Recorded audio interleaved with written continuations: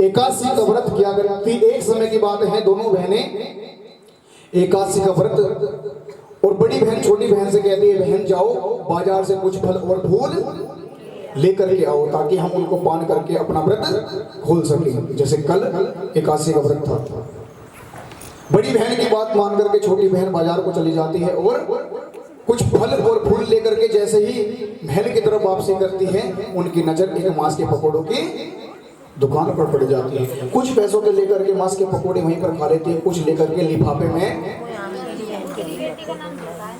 अभी रुक जाओ। ये पूर्व जन्म की कथा चल रही है, ध्यान से समझ बात। दोनों बहनें, मैं बुलवा देता हूँ, क्या कह रहा हूँ? कौन सी? छोटे वाली ना, छोटे वाली। जैसे घर की तरफ चलती है, बड़ी बहन का तपोबल इतना प्रबल था कि अपने तपोबल के कारण पहचान जाती, आज तेरी छोटी बहन ने कोई गलत कार्य किया है। बहन, जिस कार्य के लिए मैंने तुम्हें वैसे जिस कार्य के लिए मैंने तुम्हें बाजार भेजा, क्या तुमने किया? हाँ बहन, मैं फल और फूल लेकर के आई हूँ। जैसे दूसरे हाथ में लिफाफा देखती है, कहते इसमें क्या है? देखते लिफाफे में मांस के पकौड़े दिख गए हैं। अरे दुष्ट पापनी, आज तूने अपना तो जन्म भ्रष्ट किया ही, साथ में मेरा भी कर दिया। जा, मैं तुझे श्राप देती हूँ, जो कर्म तुमने ये नीच कर्म किया है, कीड़े मकोड़ों के खाने का जो कर्म किया है, जा मैं तुझे श्राप देती हूँ, तेरा अगला जन्म ऐसी जोनी में होगा कि तू पूरे जन्म कीड़ और मकोड़ों का भक्षण करके अपना जीवन यापन करेगी। जा, मैं तुझे श्राप देती हूँ, तेरा अगला जन्म छिपकली का होगा। बोली सच्चे दरबार की, सच्चे दरबार की। किसने किसको श्राप दिया है यहाँ? क्यों दिया?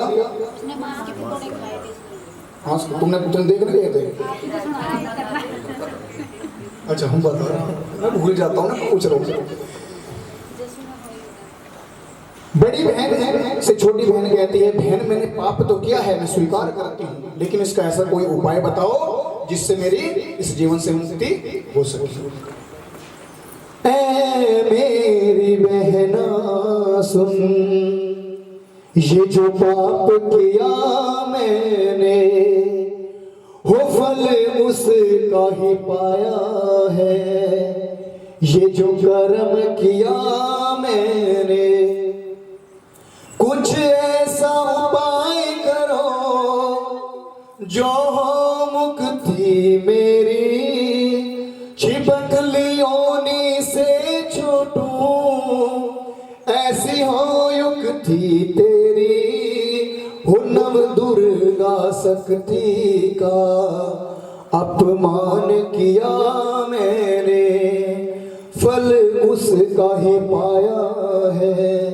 ये जो पाप किया तुमने किया था, सच्चे दरबार की। जाओ, मैं तुम्हें एक वरदान देती हूँ, जब भी तुम्हारे जीवन में कोई परोपकार का कार्य आए, तुम उसको करके इस जीवन से मुक्ति पालोगी। जब भी कोई जीव की तुम जान बचाओगे, तुम इस प्राणों से मुक्ति पालोगे।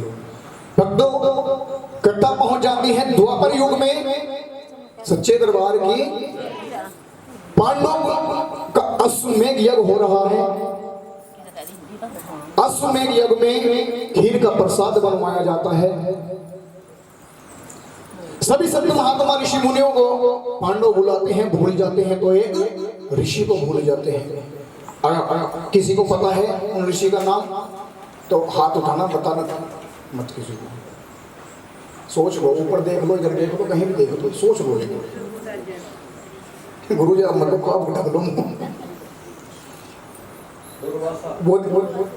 इनके सिर में ईंट मारो जाएगा।